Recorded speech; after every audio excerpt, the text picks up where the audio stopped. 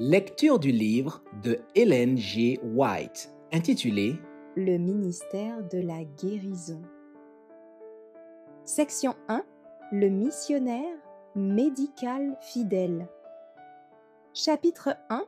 Notre exemple. Notre Seigneur Jésus-Christ est venu en ce monde comme le serviteur inlassable des besoins de l'homme. Il a pris nos infirmités et il s'est chargé de nos maladies, afin de pouvoir répondre à chaque besoin de l'humanité. Matthieu 8, verset 17. Il est venu ôter le fardeau de la maladie, de la misère et du péché, restaurer totalement l'homme, telle était sa mission. Il vint pour lui rendre la bonté, la paix et la perfection du caractère. Les conditions et les besoins de ceux qui venaient à lui étaient variés. Mais personne ne repartait sans avoir reçu son aide. De lui coulait un flot de puissance guérissante. Les hommes étaient guéris dans leur corps, leur esprit et leur âme. L'œuvre du Sauveur n'était pas limitée à un lieu ni à une époque déterminée. Sa compassion était illimitée. Il donna une telle ampleur à son œuvre de guérison et d'enseignement qu'il n'existait en Palestine aucun bâtiment assez vaste pour contenir les multitudes qui se pressaient autour de lui.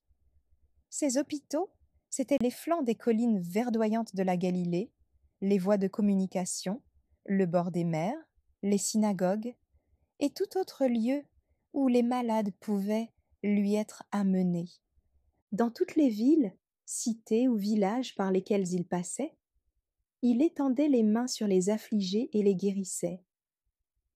Quand il rencontrait des âmes prêtes à recevoir son message, il les réconfortait en leur donnant l'assurance de l'amour de leur Père céleste. Tout le jour, il se penchait sur ceux qui venaient à lui. Le soir, il accordait son attention à ceux qui, pendant la journée, avaient travaillé pour gagner la pitance de leur famille. Jésus portait le poids écrasant de la responsabilité du salut des hommes. À moins d'un changement radical dans ses principes et ses buts, l'espèce humaine était perdue. Jésus le savait. C'était le fardeau pesant sur son cœur. Personne ne peut mesurer le poids que Jésus ressentait. Enfant, jeune homme et adulte, il marcha seul. Mais en sa présence, on se croyait au ciel. Jour après jour, il faisait face aux épreuves et aux tentations. Jour après jour, il était en contact avec le mal et était témoin de son pouvoir sur ceux qu'il cherchait à bénir et à sauver. Mais il ne céda pas, il ne se découragea pas. En toute chose, il soumit ses désirs aux exigences de sa mission. Il glorifia sa vie en la subordonnant totalement à la volonté de son Père. Quand, encore jeune, il fut trouvé par sa mère à l'école des rabbins, celle-ci lui dit « Mon enfant, pourquoi as-tu agi de la sorte avec nous ?» Il lui répondit, et cette réponse est la note fondamentale de l'œuvre de sa vie. « Pourquoi me cherchiez-vous ? Ne saviez-vous pas qu'il faut que je m'occupe des affaires de mon Père ?» Luc 2, versets 48 et 49. Sa vie fut un renoncement constant. Il n'avait aucun foyer en ce monde, en dehors de ceux que lui offrait la gentillesse de ses amis. Il vint vivre pour nous la vie du plus pauvre, pour marcher et travailler parmi les souffrants et les nécessiteux. Il allait et venait au milieu du peuple pour lequel il avait tant fait, sans être ni reconnu ni honoré. Il était toujours patient et serein. Les affligés l'acclamaient comme un messager de vie et de paix. Il voyait les besoins des hommes et des femmes, des enfants et des jeunes, et à tous il adressait l'invitation « Venez à moi ».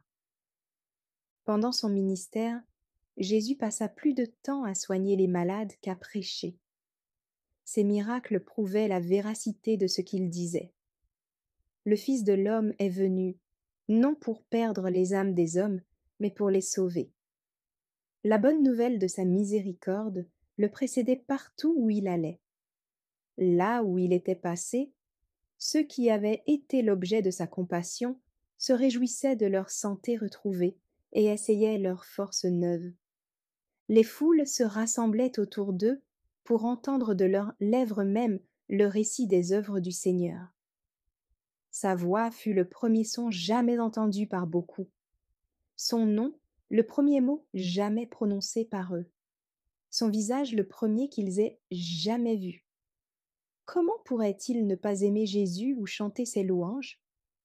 Quand il traversait villes et villages, il était comme un courant vivifiant, d'où émanaient l'enthousiasme et la joie. Le peuple de Zabulon et de Nephtali, de la contrée voisine de la mer, du pays au-delà du Jourdain. Et de la Galilée des gentils, ce peuple, assis dans les ténèbres, a vu une grande lumière. Et sur ceux qui étaient assis dans la région et l'ombre de la mort, la lumière s'est levée. Matthieu 4, versets 15 et 16. Chaque guérison était pour le Sauveur une occasion d'implanter des principes divins dans l'âme et l'esprit. Tel était le but de son œuvre. Il offrait des bénédictions terrestres, afin d'incliner le cœur des hommes à recevoir l'évangile de sa grâce. Le Christ aurait pu occuper le plus haut rang parmi les maîtres de la nation juive, mais il préféra porter l'évangile aux pauvres. Il allait de lieu en lieu. Ainsi, les habitants des régions les plus reculées pouvaient entendre les paroles de vérité. Vers la mer, dans les montagnes, dans les rues des cités, dans les synagogues, on entendait sa voix expliquant les Écritures. Souvent aussi, il enseignait dans les parvis du temple, afin que les gentils puissent entendre ses paroles. L'attention des gens était attirée, tant les enseignements du Christ étaient différents des explications données sur les Écritures par les scribes et les pharisiens. Les rabbins s'appuyaient sur la tradition, sur des théories et des spéculations humaines. Souvent, ce que les hommes avaient enseigné et écrit au sujet des Écritures prenait la place des Écritures elles-mêmes. La parole de Dieu était le sujet de l'enseignement du Christ. Il répondait à ses interlocuteurs par un clair « Il est écrit ». Que disent les Écritures? Ou que lises-tu? À chaque occasion, quand l'intérêt était suscité par un ami ou un ennemi, il présentait la parole. Il proclamait le message de l'Évangile avec clarté et puissance. Ces paroles jetaient un flot de lumière sur les enseignements des patriarches et des prophètes. Les Écritures parvenaient aux hommes comme une nouvelle révélation. Jamais auparavant ses auditeurs n'avaient perçu une telle profondeur de sens dans la parole de Dieu. Il n'y eut jamais un évangéliste comme le Christ. Il était la majesté des cieux, mais il s'humilia lui-même jusqu'à prendre notre nature, afin de pouvoir rencontrer les hommes sur leur terrain. Le Christ, le messager de l'Alliance, apportait la bonne nouvelle du salut à toute personne, riche ou pauvre, libre ou esclave. Sa réputation de grand médecin se répandit dans toute la Palestine. Les malades se placèrent sur son chemin pour pouvoir l'appeler à leur aide. Beaucoup d'anxieux venaient aussi pour entendre sa parole et être touchés par ses mains. Ainsi, de ville en ville, de cité en cité, prêchant l'Évangile et guérissant les malades, allait le roi de gloire, revêtu du pauvre costume de l'humanité. Il assistait aux grandes fêtes de la nation juive. Aux multitudes absorbées par des cérémonies extérieures, il parlait des choses célestes, mettant l'éternité dans leurs calculs. À tous, il accordait les trésors de ses réserves de sagesse. Il leur parlait avec un langage si simple qu'ils ne pouvaient manquer de le comprendre. Il aidait tous les affligés, les malheureux, par des méthodes bien à lui. Avec tendresse, une grâce courtoise, il œuvrait en faveur des âmes malades du péché, répandant santé et force. Le prince des maîtres cherchait à atteindre le peuple au moyen des choses qui lui était le plus familière. Il présentait la vérité de telle façon qu'elle était à jamais entrelacée, pour ses auditeurs, avec leurs souvenirs et leurs sympathies les plus sacrées. Il leur faisait sentir combien parfaitement il s'était identifié à leurs intérêts et à leur bonheur par le biais de son enseignement. Ses auditeurs étaient charmés par ses leçons si directes, ses illustrations si appropriées, ses paroles si sympathiques, si gentilles. La simplicité et la ferveur avec lesquelles il s'adressait aux nécessiteux sanctifiaient chacune de ses paroles. Quelle vie active était la sienne! Jour après jour, on pouvait le voir entrer dans l'humble demeure du besoin et de la tristesse, parlant d'espoir aux découragés et de paix aux affligés. Aimable, le cœur tendre, rempli de pitié, il allait, relevant ceux que la vie avait courbés et réconfortant les malheureux. Partout où il se rendait, il répandait la bénédiction. Tout en œuvrant pour les pauvres, Jésus cherchait aussi des moyens d'atteindre les riches. Il recherchait le contact avec les pharisiens cultivés et riches, la noblesse juive et les chefs romains. Il acceptait leurs invitations, assistait à leurs fêtes. Il se familiarisait avec leurs intérêts et leurs occupations afin de gagner l'accès de leur cœur et de leur révéler les richesses impérissables. Le Christ vint en ce monde pour montrer qu'en recevant la puissance d'en haut, l'homme peut mener une vie sans tache. Avec une patience infatigable et une sympathie serviable, il allait au-devant des besoins des hommes. Par l'aimable attouchement de sa grâce, il bannissait de l'âme le doute et l'inquiétude, transformant l'inimitié en amour, l'incrédulité en confiance. Il pouvait dire à qui il voulait « Suis-moi », et celui à qui il s'adressait se levait et le suivait. L'attrait des enchantements du monde était rompu. Au son de sa voix, l'esprit de l'ambition et de l'avidité s'enfuyait des cœurs. Les hommes se levaient, affranchis, pour suivre le Sauveur. Un amour fraternel. Le Christ n'admettait aucune distinction de nationalité, de rang ou de croyance. Les scribes et les pharisiens désiraient tirer un avantage local et national des dons célestes et en exclure le reste de la famille de Dieu. Mais le Christ est venu pour abattre tout mur de séparation. Il vint montrer que ces dons de miséricorde et d'amour sont aussi illimités que l'air, la lumière ou les averses de pluie qui rafraîchissent la terre. La vie du Christ a établi une religion sans caste, une religion dans laquelle juifs et gentils, libres et esclaves, unis par les liens de la fraternité, sont égaux devant Dieu. Rien d'artificieux ne teintait ses actes. Il ne faisait aucune différence entre voisins et étrangers, amis et ennemis. Ce qui touchait le cœur de Jésus, c'était l'âme assoiffée de l'eau de la vie. Il ne délaissait aucun être humain comme sans valeur, mais il s'efforçait d'appliquer à toute âme le remède guérisseur. En quelque compagnie qu'il fût, il présentait une leçon appropriée au moment et aux circonstances. Toute insulte ou négligence d'un homme envers un autre homme le rendait plus conscient du besoin de l'humanité pour une sympathie divine et humaine. Il cherchait à insuffler l'espoir aux plus rudes et à ceux qui promettaient le moins, plaçant devant eux la certitude qu'ils pouvaient devenir irréprochables et débarrassés de toute méchanceté, possesseurs d'un caractère qui les ferait reconnaître comme enfants de Dieu. Il rencontrait souvent ceux qui avaient glissé sous le contrôle de Satan et n'avaient aucun pouvoir pour briser ces liens.